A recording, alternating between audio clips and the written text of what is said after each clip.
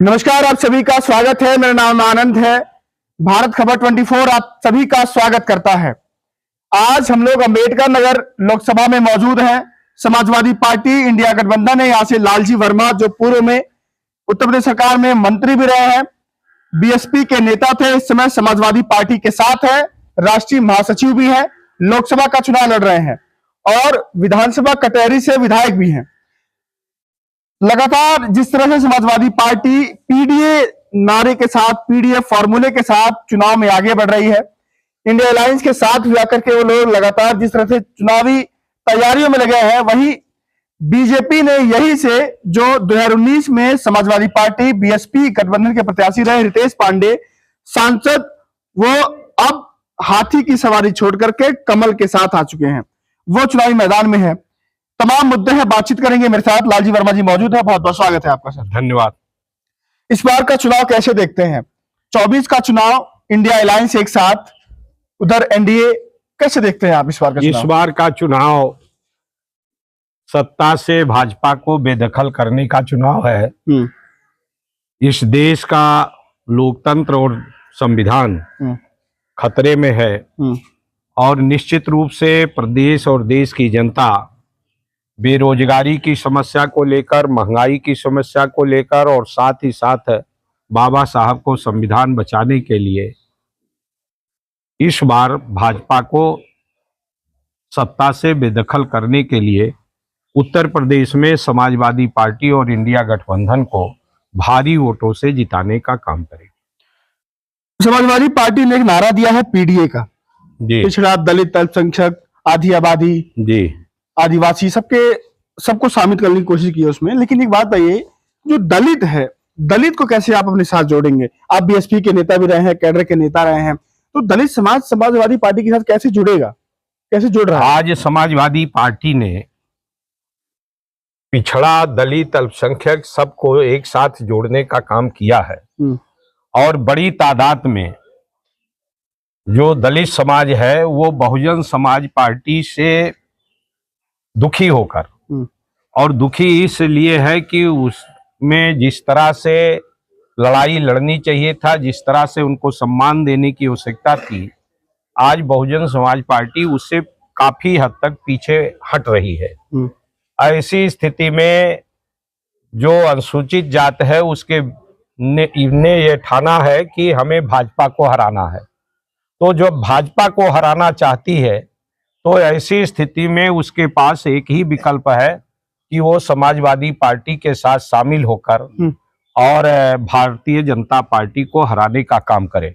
मेरा ये मानना है कि इस प्रदेश का दलित पूरी तरह से अम्बेडकराइट है। वो बाबा साहब के विचारों के अनुसार काम किया है और वर्तमान परिस्थितियों में महसूस कर रहा है कि बाबा साहब का जो सपना था, जिस तरह के समता मूलक समाज की स्थापना करना चाहते थे, आज वो केवल संभव हो सकता है जब भारतीय जनता पार्टी को सत्ता से बेदखल किया जाए। इसलिए भारतीय जनता पार्टी फिर से जो है मनु संविधान को लागू करना चाहती है, जिसमें ऊंच नीच भेदभाव है। उससे अगर कोई रोक सकता है तो इन परिस्थितियों में समाजवादी पार्टी ही विकल्प है।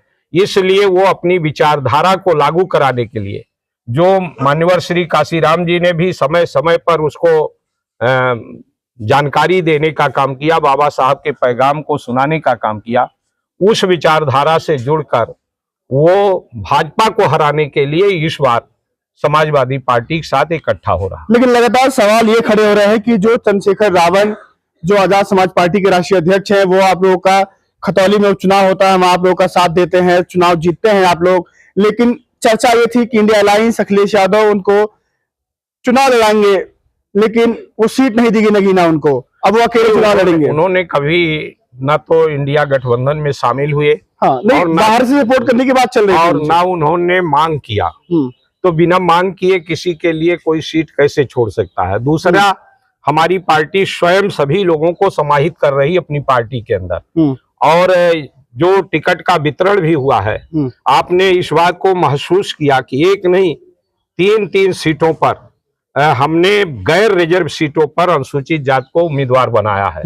वो इस बात का संकेत है कि आज समाजवादी पार्टी पीडीए के साथ पूरी तरह से ईमानदारी के साथ एकजुट है और दलित समाज भी इस बात को महसूस करता है कि जो सम्मान दूसरी पार्टियों ने नहीं दे पाया, जो जनरल सीट पर दूसरे लोगों में हिम्मत नहीं हुई कि हम अनुसूचित जात को लड़ावें, वो काम आदरणीय श्री अखिलेश यादव जी आज कर रहे हैं। अयोध्या जैसी सीट पर उन्होंने अनुसूचित जात को टिकट दिया, बिजनौर मेरठ में उन्होंने अनुसूचित जात को उम्मीदवार बनाने का काम किया। तो निश्चित रूप से वो महसूस कर रहा है कि आज हमारी हिस्सेदारी से भी ज्यादा सम्मान वो समाजवादी पार्टी दे रहे हैं।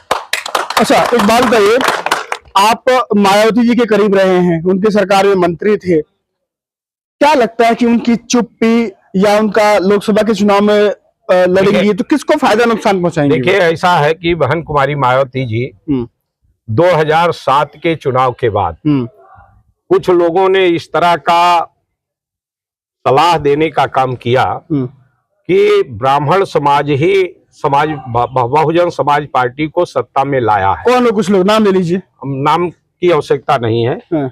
जिसके कारण बहन कुमारी मायावती जी ने 2009 के लोकसभा चुनाव में झांसी से लेकर और बनारस तक एक ही समाज को सारे लोकसभा की सीटों पर, जनरल सीटों पर उम्मीदवार बनाया और पिछड़ों का जो आबादी 60 और 62% है, उनको 27% भी टिकट नहीं दिया, बल्कि 20% से भी कम टिकट दिया। जिसके कारण उसी समय से 2009 से ही लोग धीरे धीरे करके, एक साथ नहीं, धीरे धीरे करके उनके साथ से हटना शुरू किए। दूसरा, उन्होंने मान्यवर श्री काशीराम जी का एक नारा था कि जिसकी जितनी संख्या भारी उतनी उसकी हिस्सेदारी। बिल्कुल। बहन कुमारी मायावती जी ने उन्हीं लोगों के सलाह पर नारा दिया कि जिसकी जितनी तैयारी उतनी उसकी हिस्सेदारी। तो तैयार तो न तो अनुसूचित जात था पूरी तरह से, न तैयार पिछड़े वर्ग, विशेषकर अति पिछड़ा वर्ग था। तो जो तैयार लोग थे, जिनसे हमें हिस्सा लेना था, जो हमारा हिस्सा हड़पे हुए थे, उन्हीं को जब फिर हिस्सा मिलने लगा तो उसके कारण बहुत से लोग जो हिस्सेदारी के तहत बहुजन समाज पार्टी में जुड़े थे, चाहे वो अनुसूचित जात के लोग रहे हों, जैसे हमारे जिले में माननीय श्री त्रिभुवन दत्त जी रहे हों, अति पिछड़ी जात में से रामचंद्र राजभर जी रहे हों, अनुसूचित जात में से राजेंद्र प्रसाद जी रहे हों, ऐसे ऐसे तमाम लोग जो अनुसूचित जात और अति पिछड़ी जात और पिछड़ी जात के लो साथी थे, जो मान्यवर श्री काशीराम जी और बहन मायावती जी के साथ मिलकर एक मिशन को पूरा करने में लगे हुए थे, जिनके परिश्रम के बल पर 2007 में पूर्ण बहुमत की सरकार बनी थी। उन सभी लोगों को घोर निराशा हुआ और धीरे धीरे करके उनको सबको पार्टी से बाहर किया गया, जिसके कारण आज बहुजन समाज पार्टी कमजोर हो गई। अंबेडकर नगर लोकसभा की बात करें तो यहाँ पर दलित मतदाता उस संख्या में है कि निर्णायक भूमिका में है वो, तो बसपा अगर यहाँ से चुनावी मैदान में उतारती है तो समाजवादी पार्टी को फायदा होगा या नुकसान होगा? नहीं, देखिए, ऐसा है कि इस जिला में दलित समाज सबसे ज्यादा है, लगभग 4 लाख से ज्यादा के आसपास है मतदाता है और निश्चित रूप से वो हमेशा निर्णायक भूमिका में रहा है और निर्णायक क्या, उसी ने नेतृत्व किया है। 1967 में भी रिपब्लिकन पार्टी ऑफ इंडिया यहाँ से लोकसभा के चुनाव जीती थी, तो निश्चित रूप से वो निर्णायक क्या नेतृत्व करता है और आज वो सब महसूस कर रहा है कि समाजवादी पार्टी ही भाजपा को हरा सकती है, इसलिए वो बड़े पैमाने पर आज समाजवादी पार्टी से जुड़ने का काम कर रहे हैं। ये बताइए कि रितेश पांडे बीजेपी के उम्मीदवार हैं, राकेश पांडे उनके पिताजी समाजवादी पार्टी से विधायक हैं, अभी राज्यसभा की वोटिंग हो रही थी तो अंतरात्मा की आवाज सुनकर के वो बीजेपी को वोट दे आए हैं। पिता समाजवादी में, पुत्र भाजपा से लोकसभा का टिकट लड़ रहा है। अभी लोग दिखावा में अलग अलग हैं, वहाँ एक साथ आपकी पार्टी विधायक है, वो इनके विधायक हैं, लेकिन उन्होंने भी तो वोट दिया ना भारतीय जनता पार्टी को, तो उन्होंने तो साबित किया को भारतीय जनता पार्टी में है। अपनी सदस्यता बचाने के चक्कर में वो समाजवादी पार्टी में बने हुए हैं, अन्यथा वो समाजवादी पार्टी में नहीं। लेकिन इनके परिवार की ये शुरू से ही आदत रही है कि वो हर पार्टी में लोगों को धोखा देने के लिए अलग अलग एक दूसरे से कभी दिखाते हैं हमारा आपस में नहीं बढ़ती, वो अलग अलग, जैसे पिछला ही चुनाव श्री राकेश पांडे जी समाजवादी पार्टी से लड़ रहे थे, उनके जो सगे भाई है दूसरे पवन पांडे, उनके बेटे हमारे मुकाबले में बहुजन समाज पार्टी से लड़ रहे थे। कक्कू पांडे भी बहुजन समाज पार्टी से पहले चुनाव लड़े। पिछला जो नगर पंचायत नगर पालिका के चुनाव था कांग्रेस पार्टी से लड़े, और आज वो फिर से भारतीय जनता पार्टी में चले गए हैं। इन लोगों का राजनीतिक उद्देश्य नहीं है, समाज सेवा के लिए राजनीति में ये लोग नहीं आए हैं। ये लोग अपने परिसंपत्तियों के, अपनी पूंजी के इजाफा के लिए राजनीति में आए हैं। अखिलेश जी जब अम्बेडकर नगर में रैली करेंगे तो क्या अम्बेडकर नगर के जो 5 विधायक हैं एक साथ मंच पर दिखाई देंगे क्या उनके साथ? नहीं, स्वाभाविक रूप से नहीं दिखाई देंगे। वो इस समय समाजवादी पार्टी में 2 विधायक नहीं हैं, तो जो एक गोसाईगंज के और एक ये, दोनों लोग नहीं दिखाई पड़ेंगे, बाकी सब एक साथ रहेंगे।